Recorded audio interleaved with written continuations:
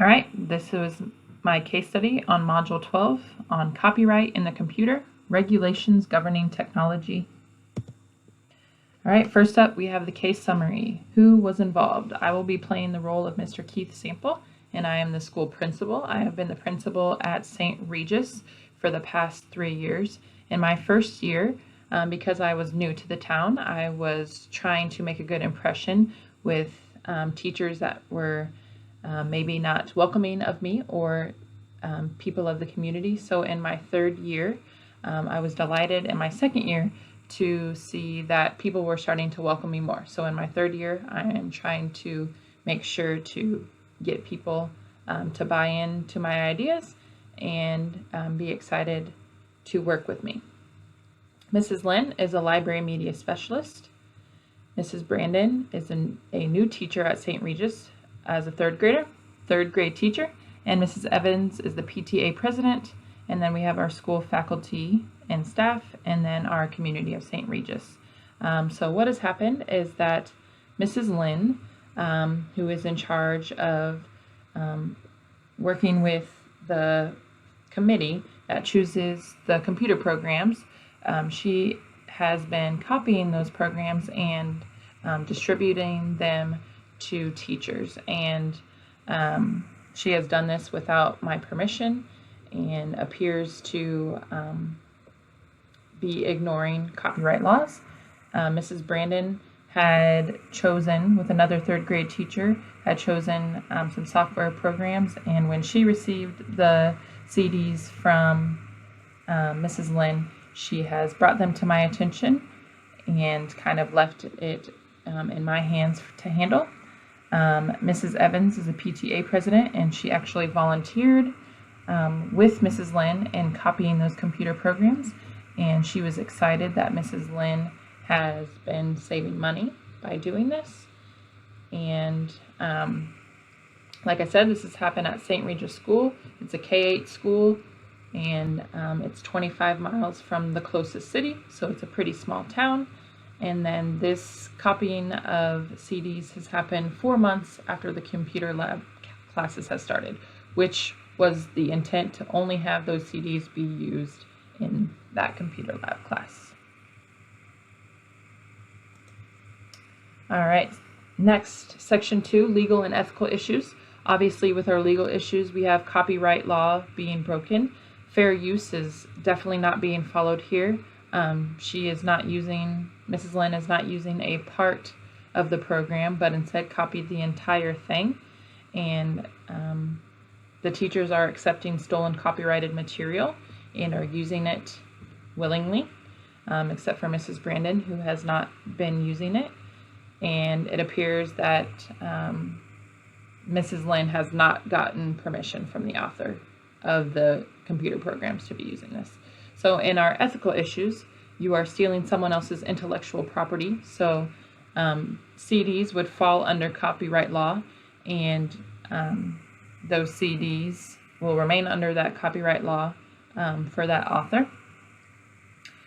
Choosing between right and wrong. So the teachers, they have the idea to want to use the CDs in the classroom, which is benefiting students, that they are getting more use out of these CD programs than just in the computer lab. However, it is not the right thing to do, because you are not buying additional software for the classrooms.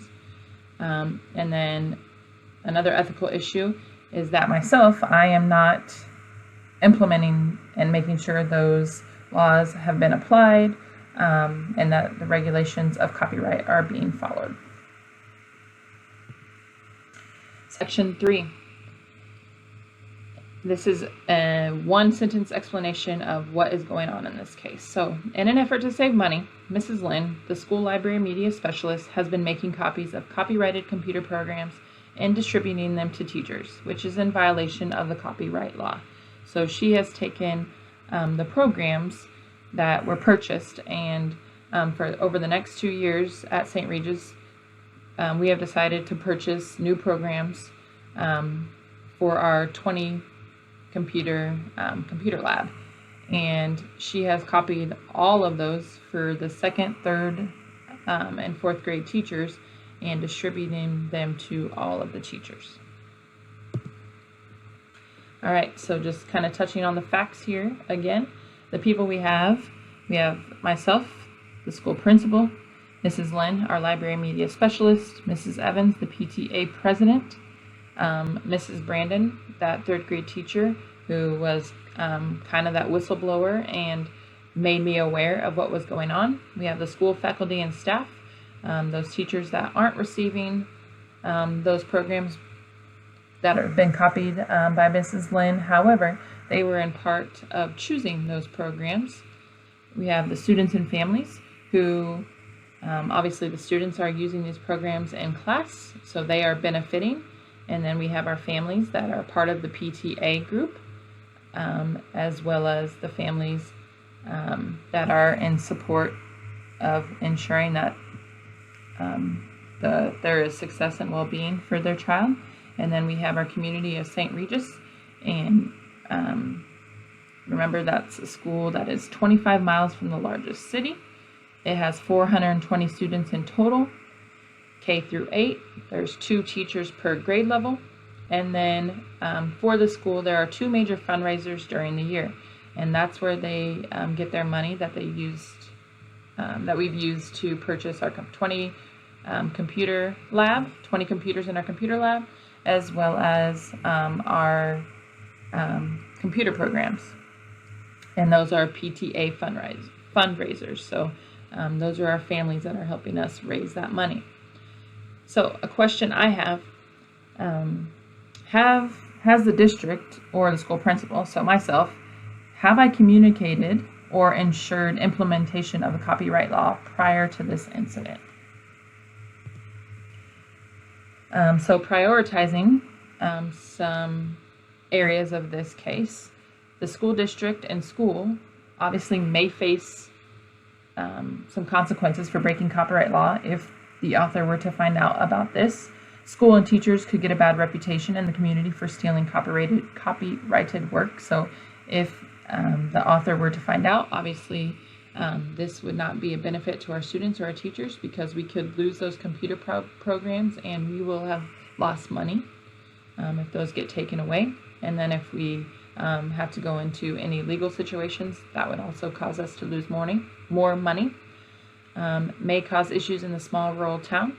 Like I said, these families in the community that have come in and helped with these fundraisers, that is their hard-earned money. And if they find out that we are not using these programs correctly and they are taken away, that would cause some distrust among the community. Myself, I have an issue in deciding how to handle this discipline with the teachers. Went to Mrs. Lynn and told her that this isn't what we should be doing, and she responded in that she is saving money, and we're 25 minutes from the largest city. The author's not going to find out, but I know that this is not the right thing, and it's breaking copyright law, so I need to find out a way how I can ensure that she understands this is serious and make sure to keep it from happening with any other teachers. I know, and Mrs. Brandon telling me, if I go to Mrs. Lynn, she's obviously going to know who told me, and so she may be treated as an outcast, especially because she is a new teacher to our school this year. So she already feels maybe like she does not fit in. The PTA group may get a bad reputation for their part in this illegal event. The PTA president, Mrs. Evans, obviously knew and knows what Mrs. Lynn is doing, and she is helping and copying those. So she is condoning and quoted in saying, I'm glad we're getting our money's worth and pinching pennies where we can. We may lose this computer program software for the entire school. Not all teachers receive these copies, so it is for those teachers who didn't receive it, they are going to be extremely upset when they find out if we were to lose that programming, because they were using it correctly only in the computer lab. And students would be affected if that computer software is taken. In the first place, teachers wanted more access. Obviously, they wanted their students to be learning more, which is great, but we need to find a way how they can use those programs more instead of using those illegal copies. All right, so things I need to know before I can solve this. Who all made copies of the computer program? Who is currently using the copied computer program? Was there any attempt to contact the author of the computer program? I need to notify the superintendent of the current issues. I need to review district policy on copyright and make sure there is an understanding for myself of the consequences that need to be put in place.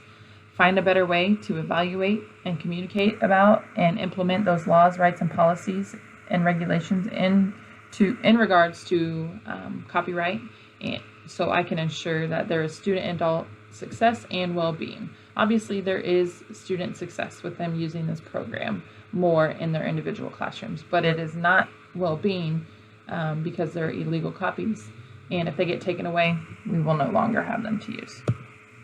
All right, so here are my options. Option 1, do nothing. Option 2, fire Mrs. Lynn for breaking copyright laws and destroy those illegal copies. Option 3, Mrs. Lynn collects all those copies of the software program and destroys them, and I conduct PD with the school staff and PTA on copyright laws. Option 4, I turn Mrs. Lynn into the software company for copying the program, blame it on only her, and let her pay any fines that may be acquired because of this. All right, section 7, pros and cons of each. So option 1, do nothing.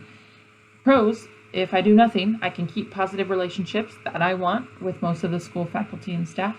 Teachers and students will benefit from the extra use of the software, and I will save money because I am getting more than what I paid for.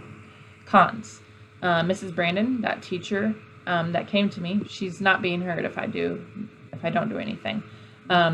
It's more likely that we will be caught if we continue to make copies, and more illegal activity could happen. So what's to stop Mrs. Lynn from making more copies or giving them to other schools or sending with families at home? So option 2, fire Mrs. Lynn and destroy illegal copies. Pros: I send a message that unethical activity and illegal activity is not accepted at St. Regis, and then I will ensure illegal copies are destroyed. Cons: staff may be afraid to make mistakes. This is Mrs. Lynn's first offense in this, so if I were to fire her right off the bat, I'm not really giving her a chance to learn from her mistakes. It could hurt school culture. Mrs. Lynn is a veteran teacher along with many of my teachers at my school, so if I just go ahead and fire her, they have relationships with Mrs. Lynn, so they may find that they obviously will most likely find that to not be okay. And then I will have to find a new library media specialist and that computer lab teacher because Mrs. Lynn does both of those. Option 3, Mrs. Lynn collects all copies of the software program and destroys them, and I conduct PD with the school staff and PTA and copyright laws. Pros: nobody has to lose their job. I allow Mrs. Lynn to fix her mistakes, and all stakeholders will become better informed of copyright law. Cons: copyright was still broken, and teachers can no longer use the software in their individual classrooms, which will, take away from students learning more. Option 4, turn Mrs. Lynn into the software company for copying the program, blame it only on her, and let her pay any fines. Pros: Mrs. Lynn is held responsible. Less people will get in trouble because there are other teachers using this. Use software program correctly moving forward. So after she's gone, the copies are gone, I ensure that they're only being used in the computer lab. Con: Mrs. Lynn doesn't have that chance to right her mistake, most likely will damage school culture, and all stakeholders aren't being informed of copyright laws. If I just kind of let her take the blame, throw away, sweep it on the rug, move on, no one else is learning. All right, so after reviewing all of those facts and my Section 8 best option, I have decided that I'm going to go with option 3. I'm going to have Mrs. Lynn collect all of those copies of the software program that she copied from those teachers and destroy them. I will conduct professional development with the school staff and the PTA on copyright laws. I will, in that PD, I will apply the laws, policies, and regulations from the district on their regards to copyright law, as well as federal copyright law. I will have better training by applying the knowledge, skills, and commitments necessary to improve that management of the school faculty, staff, and PTA. So I will make sure to train everyone on copyright law, and I am going to include Mrs. Lynn in that training. I'm going to have her help me because she is our library media specialist. So I'm going to have her help me make that presentation, which will allow her, while making that presentation, to review those laws on copyright. I will ensure that the professional development plan supports our school improvement and student development, so the success of our students. So I know that in taking away these copied programs, the students will not be able to use them in individual classrooms. However, there are 2 copies per teacher, so anytime they can be passing around those programs that aren't being used to use in the classroom. That would be great. And then if they're not being used in the computer lab at the time, we can come out with some checkout system so that we can ensure that they are being used at all times. And with that, I will be communicating. I will be in and out of classrooms, making sure that the software that is being used is that software from the computer lab or the teachers passing that software around. And section 9. So how will I go about making sure that I can implement my plan? So step 1, I will address the incident and I will take part ownership for letting it happen. I will ensure that I will be using operation systems to make sure it doesn't happen again. So if we need to come out with a checkout system of that way, if I were to pop into the computer lab, I can see what computer programs are checked out, and I can look in the catalog to ensure that those, those CDs are safe or they are being used correctly. Step 2, I will review that copyright law and district policies to keep this from happening again. That way, to promote current and future success and well-being of each student and adult. We know that the students, it's limiting that what they can use in the individual computers in the classrooms. However, maybe next year we need to look in purchasing more. Maybe talking with PTA, finding a way to raise more money so we can get more copies. Step 3, I need to build a positive culture within the school, staff, faculty, and PTA. So making sure not to put the blame on Mrs. Lynn, and just put everybody under the umbrella that we need to review copyright law to make sure that we are doing what we are supposed to be doing, because at our school, St. Regis, we want to be sending a positive message that our goal is to put students first and their well-being first. And step 4, I need to come up with procedures to follow when selecting those technology programs, ensure that I am looking at data to make sure that these technology programs are improving our students, and then making sure that we have a plan that it's equitable, all teachers can use the software at any time, and that they are taking that chance to use that software. And that is my presentation. Thank you.